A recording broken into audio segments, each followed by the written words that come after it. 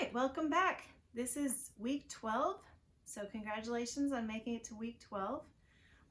To start off with, I'm going to tell you what we're going to be doing today. Each member of your family will have some sort of a list of what they need to grab in an emergency. So in the case of a hurricane that you see on the news, it's coming towards you and you have a few hours to leave, but also you want to try and beat the traffic. That road will be really packed. So you want to get out of there as quickly as possible. And so I have a card for each family member. We've got the mom, the dad, the two kids, and I laminated them and I just tape them to the inside of my closet door so that I see them all the time and I can just easily rip them off right at that moment. And every family member will grab their 3-minute kit first, their backpack, which is their grab-and-go bag, or also known as get out of Dodge bag, enough water for themselves, and that's a 3-day supply of water. In our family, everyone has a cell phone and charger, so they're going to grab that.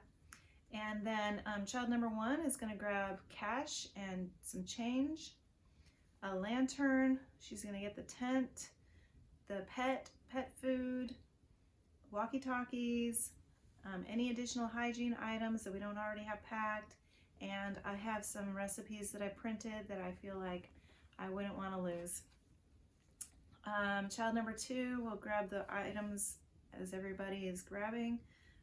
Also the first aid bag or first aid bin in my case, either winter bag or summer bag.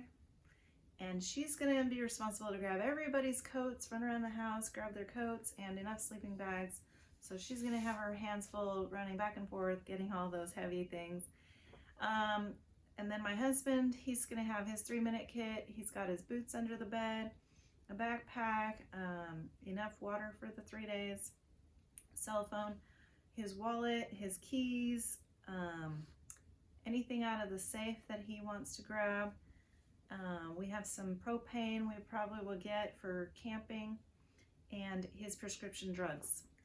And then my list, I've got the same items that everybody has, plus my glasses so that I can drive, a purse, my prescription drugs, food and cooking box, kind of a bin, the document binder, my ham radio. I'm the only one that knows where I put the bleach, so I'll get that.